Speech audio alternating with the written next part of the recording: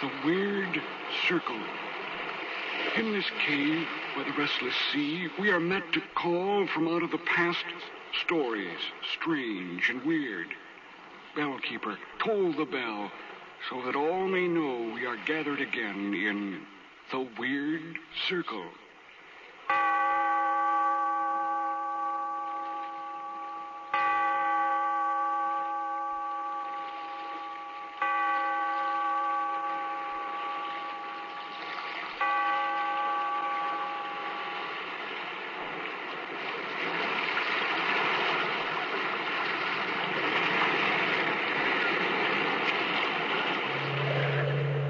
We are met in this cave by the restless sea to reveal the horror in man's mind.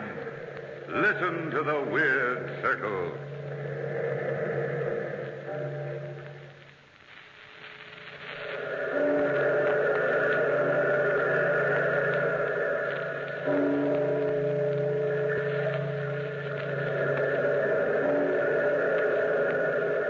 Out of the past, phantoms of a world gone by speak again the immortal tale, the murder of the little pig.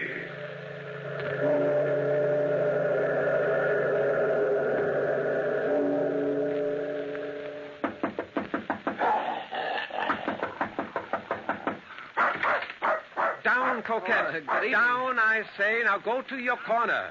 Welcome in, Monsieur Lahan. This is a surprise. Excuse my dropping in like this, Monsieur Lecoq, but I must see you. Well, yes, of course. It's a pretty tough customer you got there. Coquette? Oh, she's only bluffing. Please make yourself comfortable. Now, Coquette, stay in your corner. Coquette? Isn't that the dog that was the principal witness in your last case? Yes, and if she only could have talked, I would have not had such a difficult time. But you've come to see me about something, my friend. What is it? Well, you know, Lecoq, I've been plaguing you for years to let me write up some of your interesting criminal cases. You know, are probably the most popular citizen of Paris. Oh, no. Oh, yes, you are. Certainly the greatest detective of our time. Why, people weigh your least word. Just imagine how they devour one of your stories, fictionized. But... Now, you aren't putting me off any longer. My paper says get Lecoq's stories or get out. You don't want to see me lose my job. Oh, hardly. All right, my young friend Lahan, you bearded me at last in my own den. But I've known a lifetime of crime. Where would I begin? Well, what about your last case, which involved the dog, Coquette? Indeed, why not? That was a baffling mystery. It had a strange, unearthly element, which has never been explained. And it centered around a very pretty woman. Well, it sounds made to order. And, by the way, how did you happen to acquire the dog? Well, that's part of the story. We'll come to that. Now, let me think a bit about this story. Maybe I should refer to my notes. It's file number 23. Yes, and here it is. The murder of the little pig. Well, does one murder pigs? This kind, monsieur. You know how Parisians are. They're forever giving names to people whose appearance or personality reminds them of animals. In French criminal history, we've had the wolf, the fox, the rabbit, the leopard. That's true. And the little hairdresser, Henri Coudray, was called the little pig. Well, it was past midnight when I received word to hurry to the Rue Batignolles. That murder had been done. When I arrived, the police commissioner took me to the scene of the crime. And there on the bedroom floor, the body lay in the position in which it had fallen. Well, there's little for you to do in this case, Lecoq. Old Henri Coudray, called the Little Pig, has been stabbed to death, and we know who the murderer is. Oh, well, that's pretty fast work, isn't it? Or was the murderer caught in the act? No, the murdered man himself enlightened us. Look there on the floor beside the body. Say, that's a name written in blood on the parquet floor. It's a gruesome sight, isn't it? What is the word? It's M-O-N-I-S. Monish, the first half of the name Monistro, nephew of the murdered man. The Little Pig died before he could finish the name, but he gave us enough. You see, Jean Monistro is the sole heir to Coudray's large fortune. What a cinch of a case. You think the old man started to write the name of his murderer in his own blood? What else is there to think? Well, I don't know. Have you noticed the expression on the face of the corpse? Death must have been instantaneous because Coudray died calm and smiling. His assailant must have been known to him. Of course Coudray knew his own nephew. Yeah, but only a hope of revenge could have given so much energy to a dying old man. Imagine how desperately he would struggle to write the name. Why, every split second would count. He knew his life was expiring. And have you noticed something else, Commissioner? The name is written on the right side of the body. And written with the forefinger of the right hand. Oh, come now, Lecoq. This is a simple case. Don't try to make something complicated out of you. I'll convince you. I want you to hear the testimony of the caretaker. Well, Jacques. Jacques, come in here a minute. Yes, monsieur. Now, will you tell Monsieur Lecoq what happened last evening? Oh, yes, monsieur. Gladly. It was about 9 o'clock when the little pig's nephew, Jean Ministro, came to see his uncle. Mm-hmm. Did you see Ministro face to face? Well, no, monsieur. You see, my apartment is on the first floor. Yeah. And John had already started to walk up the stairs when I looked out my door. Oh, so then you only saw the man's back? Well, yes, monsieur. But he had on a suit I had seen Jean wear time and time again. If I did not see his face, I did see his little black dog, Coquette. Our chief witness, Lecoq, is the little black dog. For it was he who witnessed the murder. But tell me, Jacques, exactly what happened. Well, monsieur, nothing really happened. I saw Jean going upstairs and the dog Coquette tagging along behind. Mm-hmm. That was at 9 o'clock. And then at about 9:30... I'm a great one to look at my watch, monsieur. At 9:30, I heard the entrance door open, and I saw Jean Ministro leave the building with the dog. Commissioner, what time do you fix the murder? Between 9:15 and 9:30. Mm-hmm. Well, Jacques, did you see Jean Ministro's face as he left the house? Well, no, monsieur. I only saw his back. But I would swear it was Jean, all right. There's no doubt it was Jean Ministro who killed his uncle to get his inheritance. I've ordered my men to arrest Ministro. Yes. Commissioner, have you observed that the night table is on the left side of the bed? And there's a newspaper dropped to the left of that chair. And an empty wine glass on the left of the desk. Oh, go home and go to bed, Lecoq. I'm not going to let you make a mystery out of this plain, simple case. I know, but I can't reconcile the peaceful, smiling expression on the face of the corpse with that writing on the floor in blood. I feel in my bones that Jean Ministro is innocent. Yeah, come in. Commissioner, we've arrested Jean Ministro. Have any trouble with him? No, monsieur. Ministro has confessed to the crime. Well, I left the scene of the crime with my opinion unchanged. Though, indeed, my face should have been red, what with my innocent Jean confessing. And the first witnesses I examined only strengthened the state's case to establish his guilt. Really? Yes. I talked first to Marie, wife of Jacques, the caretaker. Marie, I believe, was an habitual eavesdropper. In any case, 3 days before the murder, Jean and his wife Clara called on the little pig Coudray, and listening in the hall, Marie overheard the uncle say... So you visit your old uncle in the middle of the week, huh? Never heard of such a thing. Now, don't tell me you're getting so fond of me that you can't wait until your usual Sunday visit. We've come to see you about something special, dear Uncle Henri. Not that we don't want to see you at any time. Well, you don't say. You'd ever expressed yourselves in such affectionate terms before. You must want something. Well, out with it. Out with it. My friends are waiting for me at the cafe for my usual glass of wine and game of cards. I can't keep them waiting all night. Well, you see, Uncle, business is not going very well with me. How can you run a jewelry business, Uncle, without plenty of stock? John simply can't design and make decent pieces. Yes, I don't have enough stock on hand, not enough variety in jewels, and not enough general equipment. And now I have a chance to buy a jeweler's stock at the Palais Royal for 100,000 francs. 100,000 francs? Yes. That's a very great deal of money, Jean. Took me many years to save that much money. But you wouldn't miss it, Uncle, and it'll put Jean on his feet. On his feet? Or on his head? I'm not really concerned where Jean finds himself, my dear Clara. After my death, you two may throw away my money as you see fit. But until death closes these eyes, I intend to keep my money and enjoy it. Yes, all of it. No wonder you're called the little pig. Clara, hold your temper. Why should I? At last I'm going to tell him what I really think of him. You were even more beautiful, Madame Clara, when you were angry. But you should watch your words. I just might take it into my head to leave all my lovely money to a foundation for stray cats. I don't care what you do with it. The money will do us no good when we're too old to enjoy it. We need 100,000 francs now.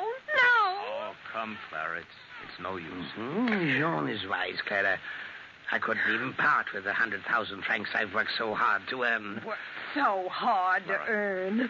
All Paris knows how you earned your fortune. Clara. The rich, silly women whose hair you dressed talked too much, didn't they? I told you enough so that you could find out more. And you blackmailed them one after the other. You blackmailed them. Oh, Uncle, don't pay any attention to Clara. You know how impulsive she is. She doesn't know what she's saying. I'm too old to hold grudges. I'll come now. My friends at the cafe are waiting. Good night, children. Good night. Watch the stairs. The hall is dark. Pig. You little pig. Oh, Marie, you nearly tripped me. What are you doing out here in the hall? Oh, merely cleaning up, madame. This time of night, what do you take me for? Well, I'm glad you know now what kind of a man dear Uncle Henri is. Come along, Clara. You've said enough. Marie, when you bring up Uncle's cafe au lait in the morning, put a little arsenic in it for me, will you? Oh, madame, how you talk. Well, I hate the little pig. I'd kill him if I could. Come, Clara, come. You shouldn't say such things. Well, Marie's story made my theory of Jean's innocence seem very weak indeed. Oh, I should think so. Still, I insisted that when Jean left his uncle's house that night, he was not as yet a man driven to murder. Why, Jean wasn't even angry. Mm-hmm. He was not temperamentally the type to murder in cold blood. I say. But Lahan, early in the morning after the murder, a surprise witness brought the guillotine even nearer to Jean Monistro. A well-dressed matron, Madame Dupont, told us this story. On the day previous, at some 10 hours or so before the crime, Madame Dupont went to Jean Monistro's shop in the Rue Vivienne. Ah, good morning, Madame Dupont. Good morning, Monsieur Ministro. I am returning the bracelet. Oh, is there anything wrong? I thought I had repaired it very skillfully. This is not the bracelet I brought to you, monsieur. You have substituted paste for my genuine stones. Oh, I've done no such thing. I'll let you look at them through my glass. But I see you are right. Well, these are substitutes.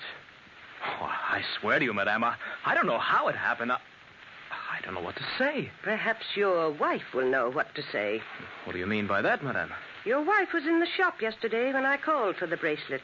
I thought she acted very strangely. She avoided looking at me and was eager for me to leave. She is not a good thief, monsieur. But I can't believe that Clara would do such a thing. Well, if you didn't remove the stones, monsieur, who else except your wife had the opportunity? No one. Clara knows the work well enough to make the substitutions herself. Yeah. Oh, I see it all. Poor Clara's been worried half sick. We need money, and my uncle refused to help us. Clara did this thing for me. You love your wife very much, don't you, monsieur? Oh, yes, very much, madame. I swear I'll get the jewels back for you. Please don't go to the police. Why do you think I've come to you, monsieur? I could have gone at once to the police. But I am a sentimental woman, and I have eyes in my head. One doesn't often see a man so much in love with his wife. Oh, then you will promise to wait a little? I'll get the jewels back for you. But what if she's already sold them? What if she spent the money? Can you buy such valuable jewels? Don't worry, madame. I'll get the money. I'll get it somehow.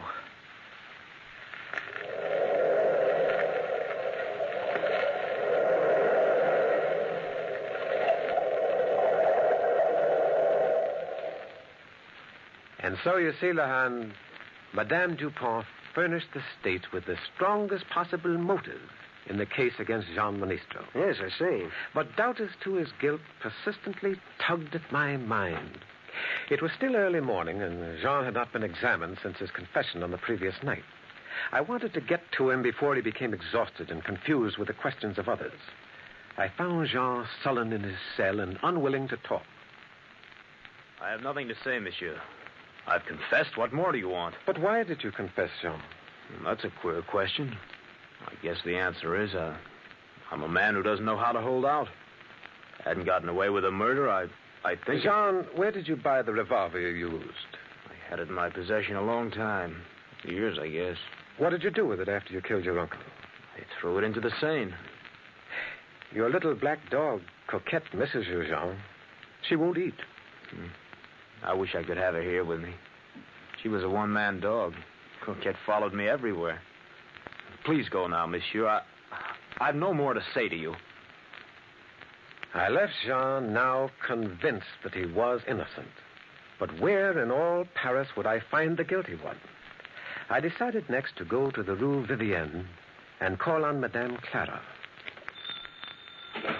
What can I do for you, monsieur? No one is here. I mean to say, poor monsieur is away, and madame is just leaving. Well, who are you, young woman? Sybil, madame's maid. Now, if you wish to leave an order, or if you wish to buy anything... I'm not here to buy, mademoiselle. I am Lecoq of the police department. Oh. I must speak to Madame Monistro. Oh, my goodness, monsieur. Right away. Madame. I'm right here, Sybil. I heard what the gentleman said. Down, Coquette. Go back. Go back in the room. Take him with you. Come along, Coquette. Like a good dog. Well, you have a very good watchdog, madame. Jewelers keep good watchdogs, monsieur. Does your dog never make up to strangers? No, never. Coquette really only likes my husband. Why are you here?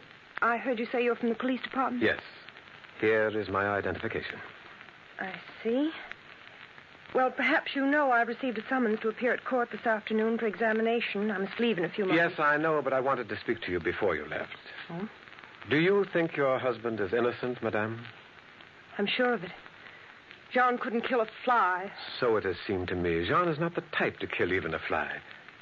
But you know that your husband has confessed. I'm sure that Jean is convinced that I killed his uncle. He knew how I hated Uncle Henri. And then I did something foolish, monsieur. Oh? We needed money, and I borrowed some jewels. I believe that Jean found it out. But he didn't know that I still have the jewels, and I'm going to give them back to Madame Dupont.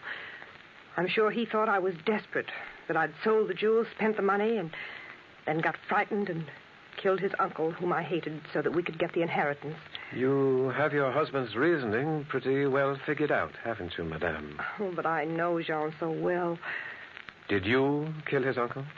No, monsieur. And I have 3 witnesses that I was home that night.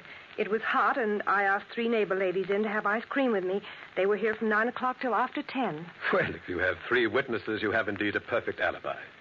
But where was your husband at that time? Well, it's quite unfortunate, but Jean went to see a workman about making some artificial pearls. Oh. Everything was unlucky that night for Jean. The workman wasn't at home. And I haven't been able to find anyone who saw Jean all evening. What time did he leave the house? About 8:30. And he came home about 10:30. I know what you're thinking. Jean was away at exactly the right time for him to have gone to his uncle's apartment and killed him and returned. But I know Jean's innocent. I know it. Where was the dog during the evening? Coquette?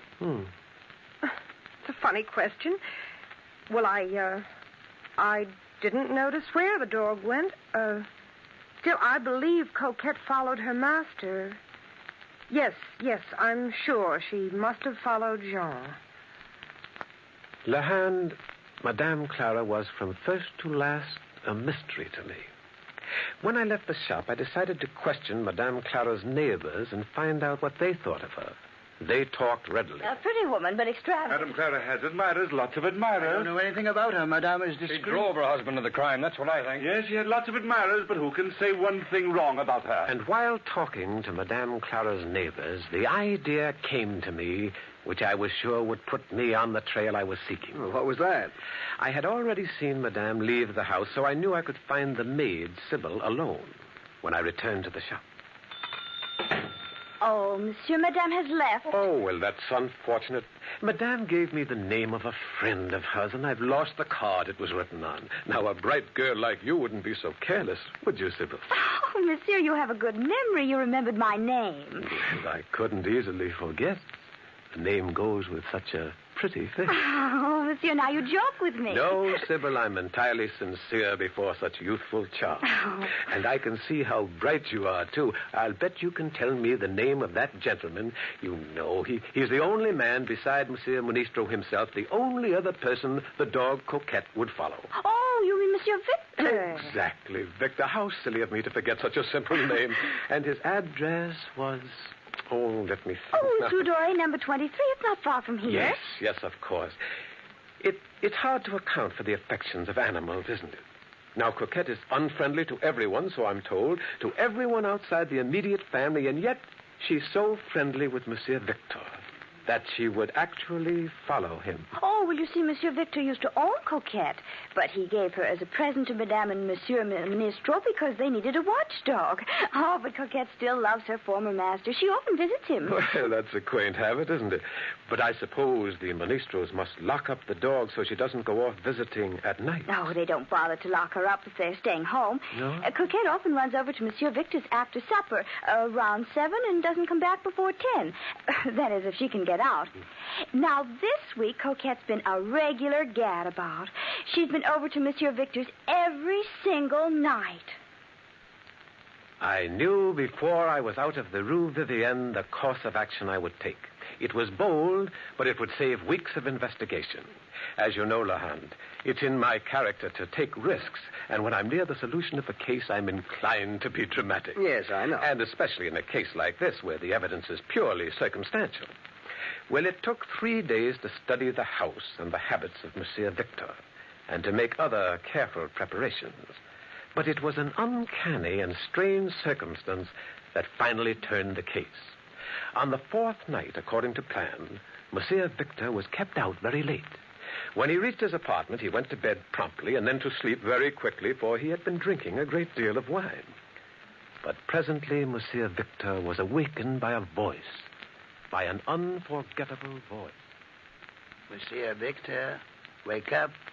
Wake up, Monsieur Victor. Who are you? You know who I am well enough. I am André Coudray, the old man you murdered. Go away. Go away, little pig. Leave me in peace. Why do you come every night like this? Why do you stand there and look at me like that with that ghastly smile and the cut in your throat? Don't go away. Go away. No, monsieur. It's no good hiding your head. I will come back and come back until I have driven you out of your mind. But what do you want? What do you want?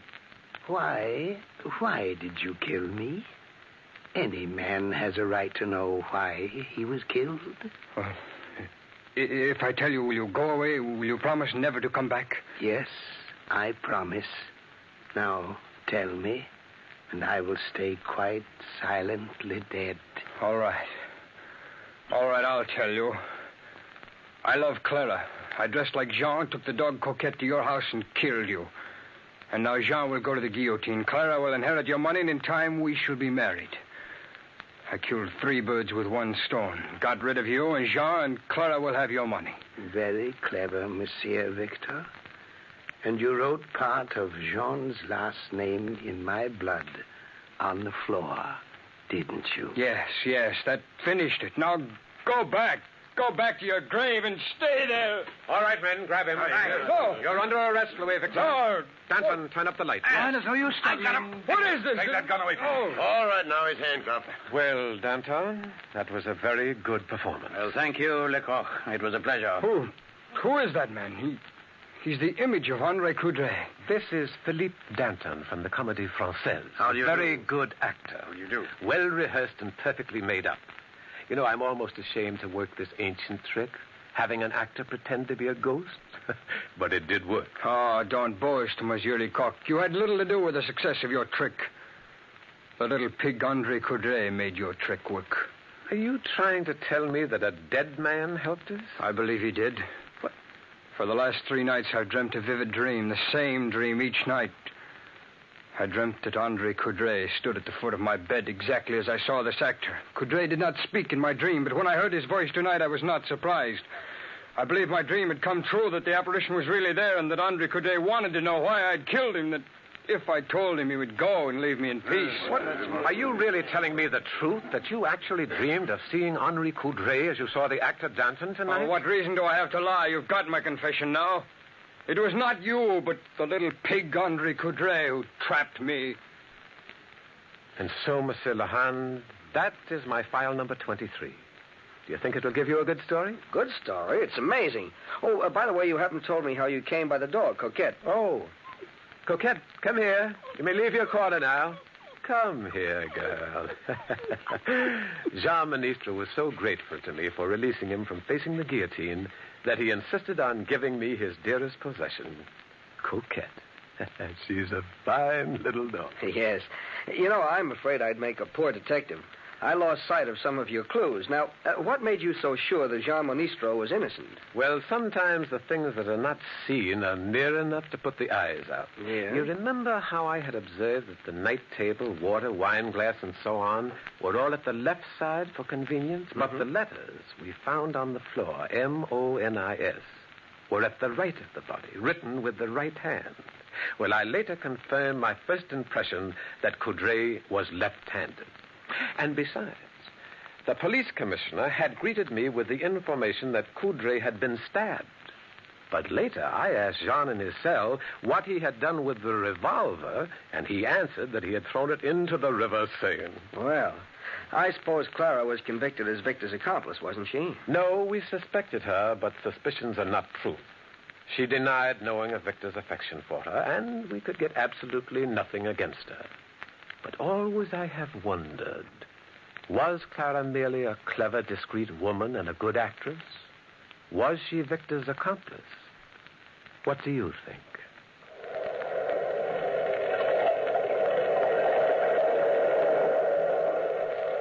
From the time-worn pages of the past, we have brought you the story, The Murder of the Little Pig. Bellkeeper, toll the bell.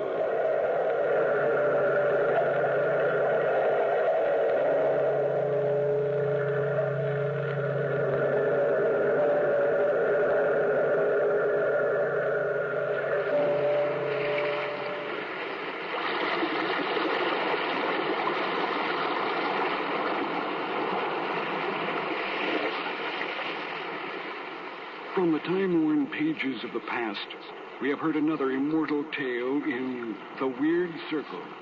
Bellkeeper, toll the bell.